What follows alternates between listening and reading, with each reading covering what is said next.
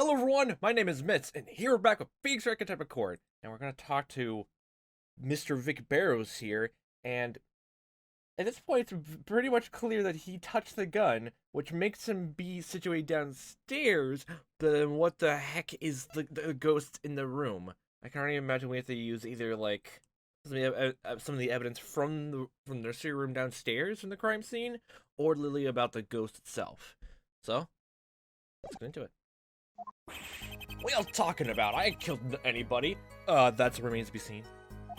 All I thought was coming here to hunt for the ghost. Is what I do after all. What was your last ghost? Tell me. Was the infamous ghosty woosty you captured? Look, just leave me out of this, because I'm not involved in this whole murder thing at all. Mr. Barrows, you're in a courtroom. Lying under oath is a serious offense. Well, apparently that stopped many other witnesses before that now haven't they? Do you stand by your testimony? Yes, Your Honor. It's the truth, I'm telling you. Hope you say that you aren't lying. Mr. Wright, you may give me cross-examination. Oh, I plan to.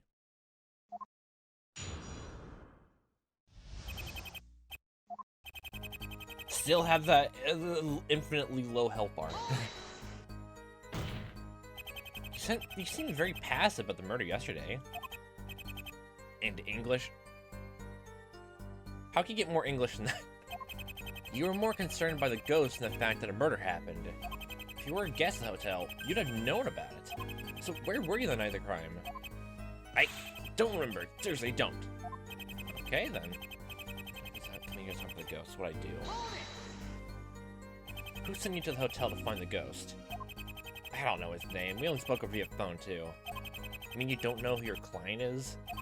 Correct. And call me crazy, but I feel like I can't remember. I'm sure I'd recognize him if I saw him. I see. What about that plaster nose? Is this a runabout way saying, I'm gonna present this person's profile to you? What plaster about in your nose? This? I don't remember that either. Are you telling the truth? Because... What do you mean, trying to remember? I still don't remember squat since last night. I said I don't know, but that wound on my nose smarts like hell. Amnesia? Oh, don't be stupid. I just got a bad memory.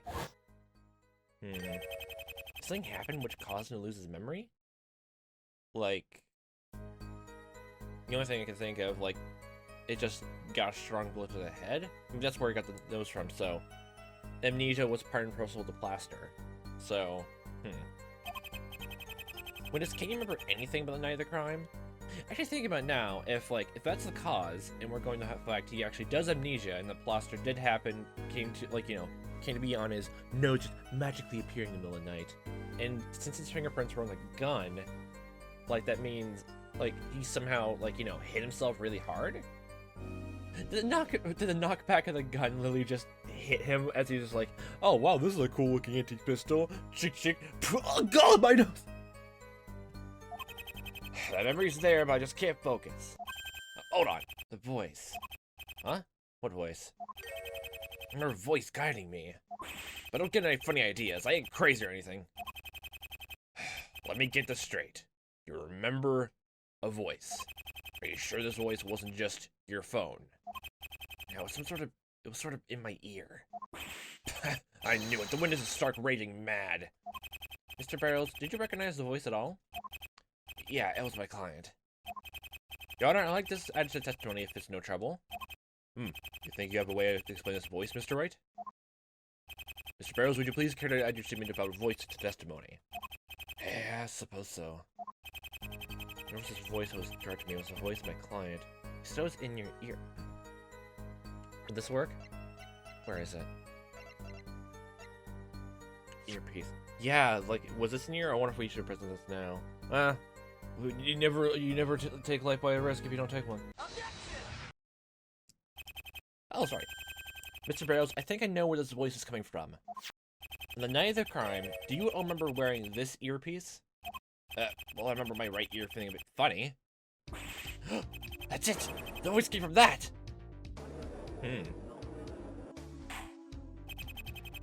May I ask exactly what your client was directing you to do with that earpiece? There was a certain thing it kept saying. What was it now? Oh, that was it. He kept saying, follow him. Follow him? How ominous. Follow who? So your client wanted you to follow someone that night? He must have... That's what I remember him saying in my ear. Wait. Okay, I just remembered some parts. It's kind of spotty, but... I was there. That night. In room 106. So you do know about the room 106. You remember? Don't tell me you have amnesia too. I must have. I didn't remember that much about the night of the crime. Just remember waking up in the hospital bed with this thing in my nose. What, you think you were knocked unconscious or something? Either, like, the gun... Either you're the killer and you shot the gun and it hit you unconscious, or, like, someone knocked you unconscious. Please, may I testify again? I want to get this off my chest before I forget it all again. I'm not sure, Mr. Barrows. Do you swear that what you're about to say is the truth? Scout's honor. It'll be the truth, I swear. Very well then, you may begin. So Barrows admits to being present in the crime, supposedly following a man in there. Huh, I wonder what man it could possibly be. I wonder. Obviously it's a bellboy. That's not the bellboy. They got plastic surgery in the middle. But will this testimony change anything? I remember being in a room with someone that night. It was like a toy room. We had a fight over something. But I remember a noise. It was like a boom that destroyed my hearing. Oh, okay, so you're struggling with a gun then. And then, nothing. Next thing you know, I'm waking up at the hospital. Okay, so I was right. Okay, if we're going with that vagueness, like you're actually going with a gun, like, the gun discharged and then Maplethorpe knocked you unconscious? Interesting. Oh, please. First you say you weren't there, now you say you were. This charlatan can't be trusted. I'm starting to draw out my own conclusions about you, Mr. Barrows. What do you say you remembered? It better be the truth. And you better find it, Mr. Wrong! Well, I mean, how can I supposed to find the truth if I'm always wrong, and then, I'm always right. Fuck you. Mr. Wright, you may begin your examination. You know, I didn't comment before, but I actually really like his shirt. I like the stripes. That's just me just liking stripes. Being in a room with someone that night was a toy room. A toy room? Yeah, I remember some kids' toys in there. Kids' toys. Room 106. So, what were you doing in there? I don't know. I remember the other guy trying to listen thing. Something big. Lift? I think he asked me to help. I think it was the same guy my client told me to follow. Who was this other guy? Can you describe him? I ain't got a memory of faces, but he wore a long black coat. A long black coat, huh? Interesting.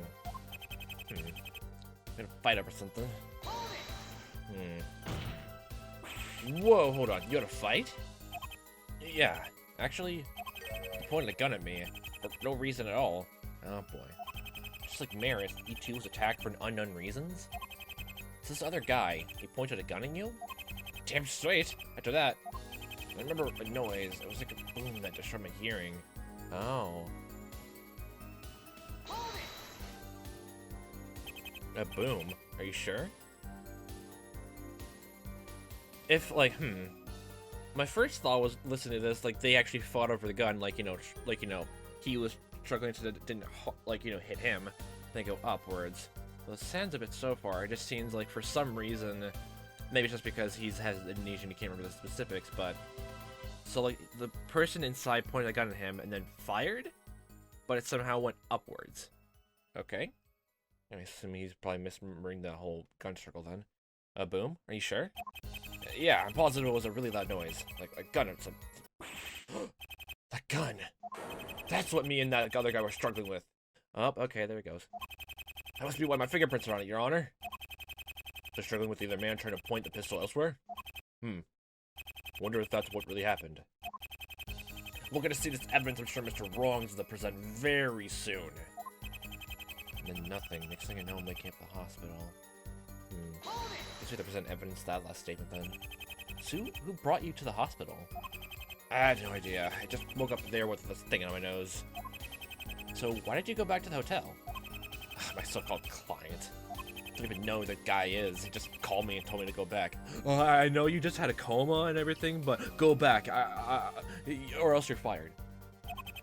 So wait, do you even know who your client is? Yeah, I mentioned it before. Correct. Somebody really wants those ghosts. Okay, right, that's enough of that. I don't know how much more of this I can listen to. Oh. Mr. Barrows, is it? You claim everything you just said it to be true? Yeah, I swear that's how I remember it. Do we have any reason to believe you? I mean, you don't have any reason to believe anything anymore. How do we know this isn't all an elaborate lie? Well, I mean, can you prove it's all an elaborate lie, then? Okay, I admit it was bad to deny what I knew, but I can't remember the rest. Seriously. Actually, I'd like to ask you something, Mr. Barrows. What?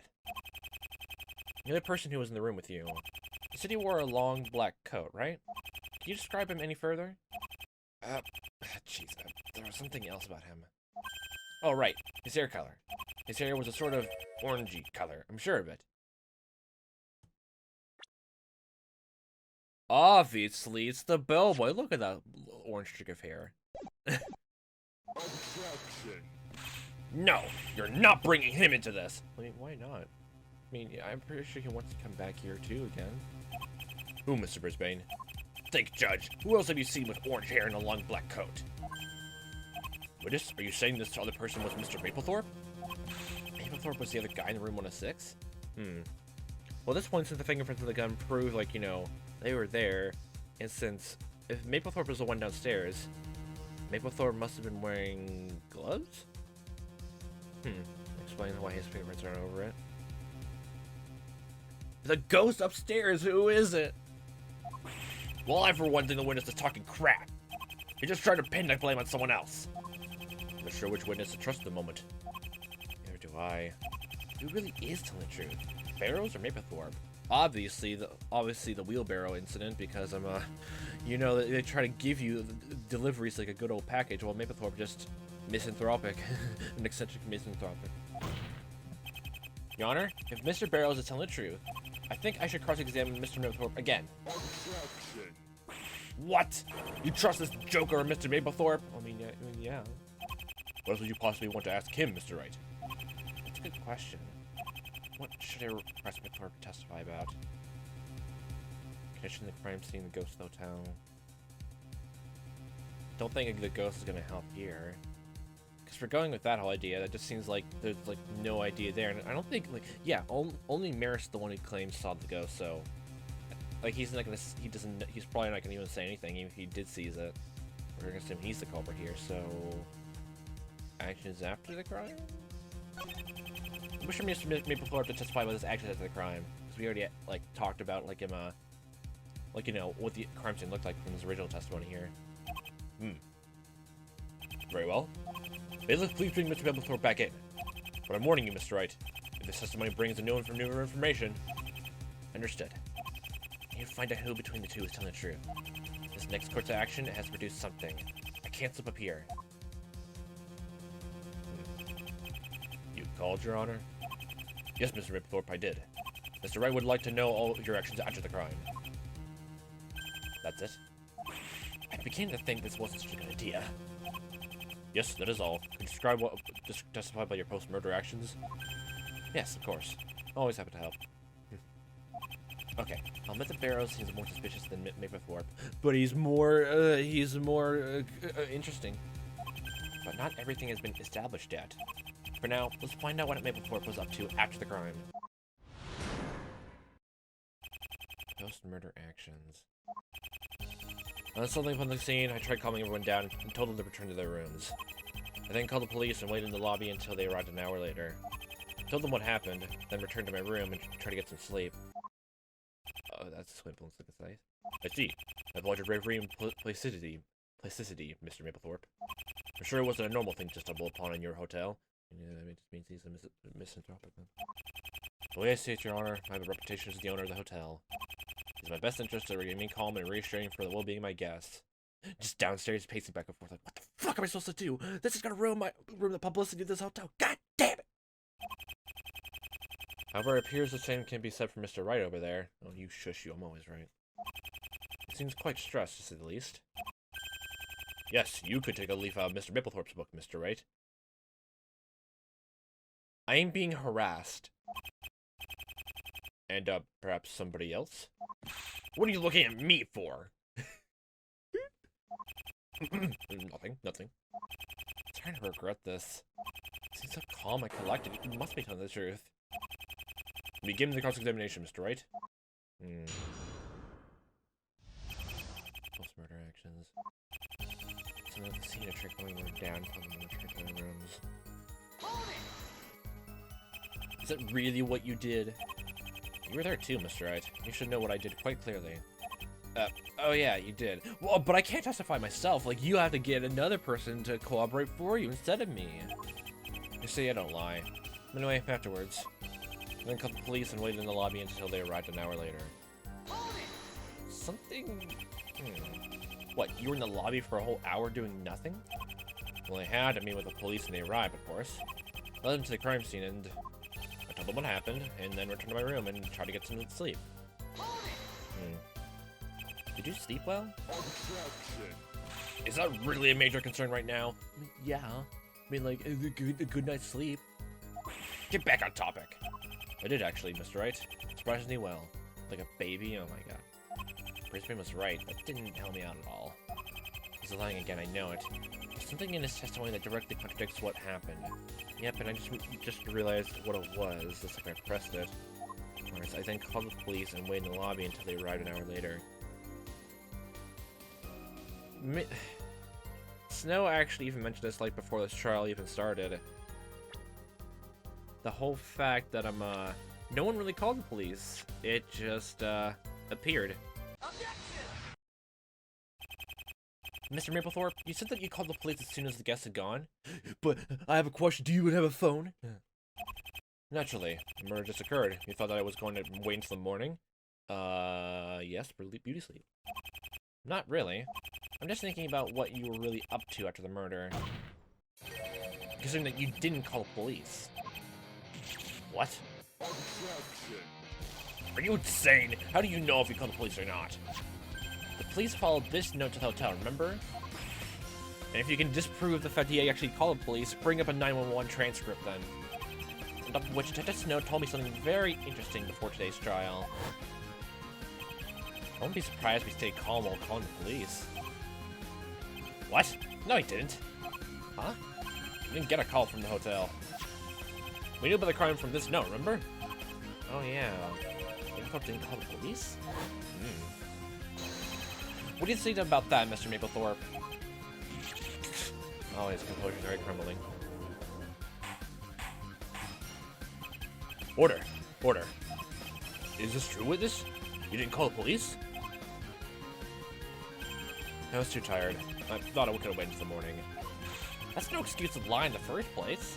Besides, it most certainly could not have waited until the morning. As you yourself just said. Mr. Maplethorpe, I'm unpleasantly shocked to hear this. I'm curious to know as to what you really did after the crime. His composure's already crumbling, so we should already be getting closer and closer to it. I knew there was something worth knowing about his post-crime actions. If he didn't call the police, then what was he doing? What's he doing for this, like, several hours?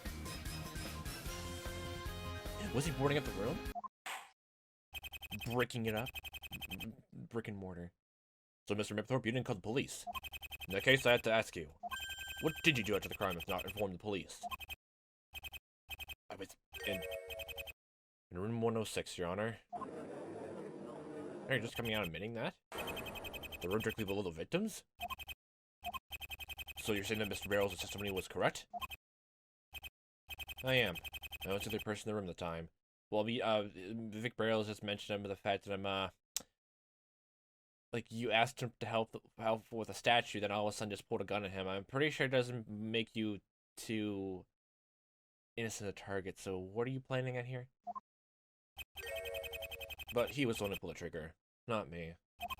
What I can see, the evidence proves this quite clearly. You mean the fingerprints in the pistol, correct?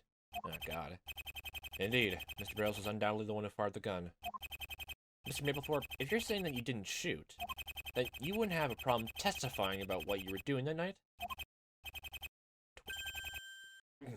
Of course not. Nice, okay, twitching.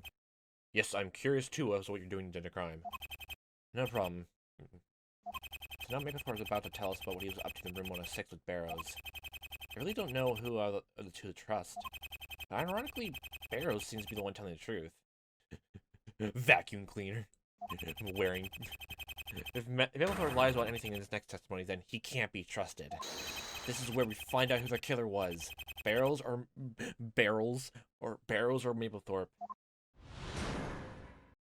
You're more likely to believe a person who likes wheelbarrows and ghosts, or eccentric and misanthropic. Yes, this music! Oh my god, I love this so much! I asked Mr. Barrows to help me with some heavy lifting. I was trying to get a hold of it. He brought the pistol out of nowhere. I tried fending him off, asking what on earth he was up to. I triggered with the gun, then he must have accidentally pulled the trigger. The recoil caused the pistol to hit him in the face, thus it passed out. Okay, so that whole thing I had him, I was right then. Hearing the commotion upstairs, I decided to deal with him later. To head upstairs. Wait, so you were the one who took him to the hospital? And look, he appears to have killed someone.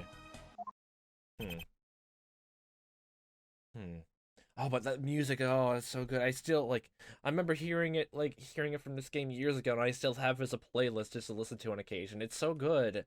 It's from Castlevania, don't worry about that. I have never played the Castlevania games, but the music is so good! So you confirm that you were the man who Mr. Barrows was told to follow? Yes, I was. I have no idea why. You sure like twitching. But I thought he could help me with some heavy lifting while he was here. Thought nothing suspicious about him at all in time until he pulled a pistol. I'm so curious as to why a ghost hunter's client would have an interest in you. Because you're the next ghost walking. Neither do I, Your Honor. In the case, would you begin the cross-examination, Mr. Wright? Yes, Your Honor. I noticed that Maplethorpe has a facial twitch whenever he's nervous. I'm trying to see if, it actually, the animation actually does a facial twitch when, the word twitch appears on screen. But I'm trying to look at the text at the same time as reading it. So maybe I'll probably see it later on. Or maybe you'll have a better chance of seeing it than I am.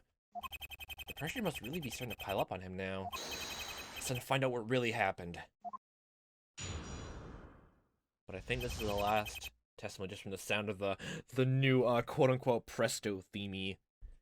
I asked Mr. Barrows to help me with some heavy lifting.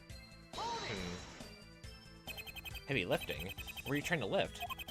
It was a large stone statue. I've been keeping it in the hotel temporarily because I was looking after it for a friend. Looking after it? Oh, that angel statue! Wait, so why'd you put it in the nursery? So much colorful stuff in this room. And, gothic statue right there. Nice centerpiece. Nice decorative masterpiece. Looking after it? Yes, he was on vacation and was afraid of being stolen while he was away. Essentially offered a winder for him. So this was the object that you asked Mr. Barrows to assist you with lifting? Why would you be carrying out heavy lifting in the middle of the night, though? I'm too busy during the day, Mr. Wright. Anyway, I asked Mr. Barrows, who happened to be up at 1 AM, to help me. So he went into room 106 where the statue was. Trying to get a hold of it, he brought the pistol out of nowhere. Well, this goes back to that thing before. Like, was the gun loaded on the stand? Like in a decoration stand before? Because it doesn't make too much sense as to why... Like, the whole incident with Thomas, like, the gun obviously at that point was, like, loaded then, but then why would the family load the gun again, then display it as decoration? That's messed up. No, that's not gonna happen here. And like I said before about the whole unique ammo argument, this only goes to you. He pointed the pistol at you? Did absolutely nothing to provoke him. Besides, it was one of those empty pistols from the lobby. I knew one of them wasn't decommissioned, so I was afraid that was the one he held. Why didn't the family decommission the other one? As for why you brought it up, maybe I guess it's to kill me. Honestly, I don't know why I'm still under suspicion here. I see. So what did you do to defend yourself?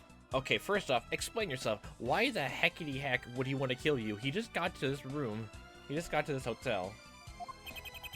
I tried fending him off, asking him what on earth he was up to. What did Mr. Barrows say? I feel like a madman. It's like I'm haunted by the experience. The haunted turnabout. Okay, no. Clearly, Savage had no metal with it satisfies his own bloodlust. Okay, that's a bit dramatic. Like with the gun, then he must have accidentally pulled the trigger. I think it's been established that Mr. Barrows' fingerprints are all over the pistol. But what about the trigger? Mr. Barrows' fingerprints weren't from the trigger. Then that means he didn't pull the trigger. What? According to the fingerprint report, the trigger is completely bare.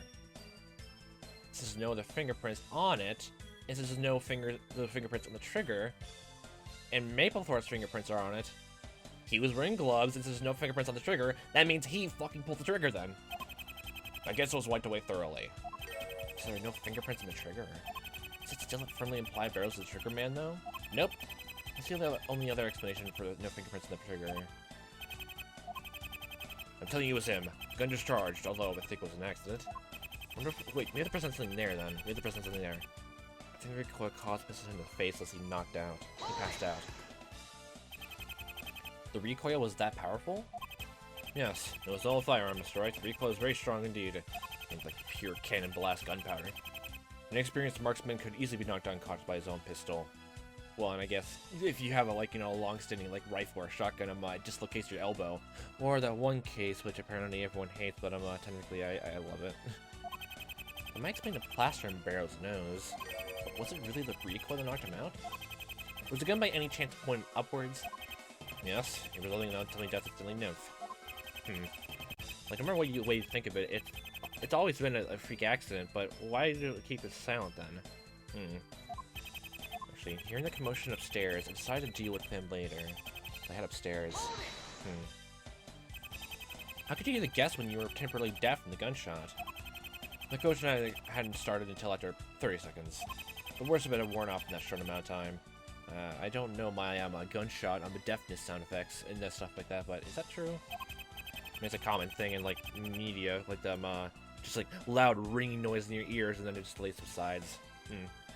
Besides, it's hard to miss the sound of a dozen screaming guests and rapid footsteps.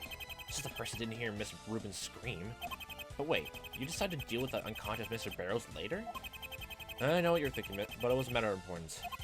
I checked the result of the gunshot, but I had to go upstairs to make sure. And look, he appears to have killed someone. And that was when you came to Mr. Nymph's room? Indeed, I was deeply disturbed with the whole ordeal. But I put on a calm face and reassured the guests. What did you do with Mr. Barrows with the crime? He was still unconscious, so I ran for an ambulance. I like how my voice is just slowly going to other different things. It's just, I don't have a voice for this guy. Funny, I don't remember hearing an ambulance that night. Wee. My suspicion of Maplethorpe was growing. I need to see this suspect matches up with the evidence. Also, Maplethorpe may look calm, but I noticed that he has a facial twitch whenever he's nervous. Might be worth keeping an eye open for it. Could use it to pinpoint where he's lying the most. Just be sure then. Ask what he's up to. I think recoil caused a pistol to hit him in the face as he passed out. So I'm like, okay, I'm gonna see if like the twitch happened here. I'm pretty sure this is where the person is, but still. Oh, fingerprints on the trigger. Yep. Okay, he twitched there. So like, do we present the gun or maybe the gloves to prove he was like, you know, show he's wearing gloves? But let's see about the pistol. But since what happened last time, I'm just gonna don't mind me. Maybe let's try to do this. There we go. I've got you now, Mr. Maplethorpe. I got you. I choose you. Excuse me? You've got me? I mean, your name is not Gatto, but you know. Well, in manner of speaking, yes. Did you say you struggle with the gun? Yes, but I don't see where this is going. You struggle with it. That would mean you touched the gun too. Am I right? Well, yes, but it was Mr. Barrows who fired it. With a fingerprint. I think you see where I'm going with this. You held the gun, turned out found on Mr. Barrows, but only one set of fingerprints were found on the gun. Those of Mr. Barrows. So let me ask you something, Mr. Maplethorpe. Where are your fingerprints? Got you on the gosh dang ropesies whoops now. To be honest, thinking about it even more, like... Thinking about it now, like, it doesn't make too much sense. Like, it all points to him now. Like, he shot the gun and accidentally fired it. It was a freak accident, so why didn't he, like, tell the police? Why didn't he even bother? Why did he instead, like, bricked up the room? Is something about that room just too important for him to, like, you know, let anyone see? You do raise a good point, Mr. Wright. Mr. Maplethorpe struggled with a pistol. His fingerprints should be on it, too. Thanks for saying that, Your Honor. Well, I mean, I do like being Captain Obvious. Would the defense care to elaborate on why Mr. Maplethorpe's fingerprints are on the gun? That's the thing. Why would Maplethorpe's prints be missing from the gun if he touched it? The gun was too dusty with gloves. The prints most likely weren't wiped away, seeing as Mr. Barrows' prints are still intact. Therefore, I'm assuming that Mr. Maplethorpe wore gloves. So what if he did? The statue was very heavy and I didn't want to harm myself. Even so, that's not the point. The point is that you admit that you wore gloves, and you touched the gun. And considering the fact that there were no fingerprints found on the trigger, the possibility of you firing is still entirely possible. In fact, I'm willing to bet that you meant to wear the gloves, therefore suspecting this to be a premeditated murder. You think I meant to kill Mr. Nymph? That isn't possible. How would Mr. Maplethorpe know exactly where to shoot from below? Yeah, it's a freak accident. Exactly. There's no way I could have planned something like that. He's right. Am I getting in over my head here? How can I possibly explain why the bullet managed to hit its mark? What's the intended victim was lucky shot. Freak accident. Mr. Nymph wasn't the intended victim. A twitch again. I must be on the right track. What? You're saying that he meant to shoot someone else? Isn't it that obvious who it was at that point? Yes. He must have meant to shoot someone else, but accidentally shot Mr. Nymph instead. Assuming you have proof of another victim. Mr. Maplethorpe couldn't have planned to kill Mr. Nymph if the chance was next to 0. Freak accident. He must have tried to shoot somebody else. This person was the original victim. And it all comes to a head. Vic Barrows, the ghost hunter? Yes, Your Honor. Remember, he was in the room with Mr. Maplethorpe at the time. What's the Maple? Remember, Mr. Barrows said that the two had a fight. Stop trying to twist the story, Mr. Wrong. The fight happened because the ghost hunter pulled out the pistol on Mr. Maplethorpe. While I'm going with my whole thing about unique ammo, the pistol was in the lobby the whole time, and where else can you get unique ammo? Fuck you. You don't know that for sure yet. I already told you who produced the pistol in the first place. You could be lying. Mr. Barrows, he brought the pistol with him with intent to kill me. And why would he want to kill you? He was a guest, right? How would a guest know that this pistol still fires?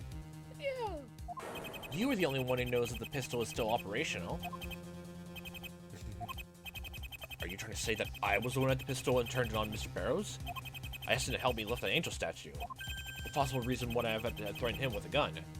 Maple's facial twitch confirms I'm on the right track. But what reason could he have to take the gun out on Mr. Barrows? Well, I think we'll get to that answer next time. So basically, we already now just pinpointed who the culprit is, but now it's going to be an uphill battle to like actually prove the circumstances are surrounding it. Just like I'm proving he wasn't who fired it, and probably the other mysteries inside the room itself. We still don't even know who the gosh dang ghost is. I still really want to know about that ghosty ghost thing, you know? The ghost of Marisol upstairs is not explained yet. There's I don't think we've brought up the little trinkets all around, the room 106 yet. Even the whole fact of the doors being boarded up and that. All these different stuff. The gray powder. All this stuff has to point to something. Just prove all of this. Oh yeah, the whole thing about the coat stand. It was knocked over from a struggle probably in the crime scene room itself, but I don't have any real reason for that either.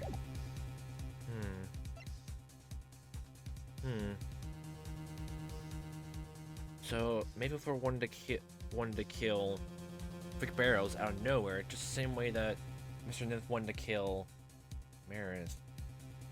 They both had gloves on. Did the victim see Maris having the gloves on and just assumed she was planning to kill him? Something along those lines? And they are conspicuous.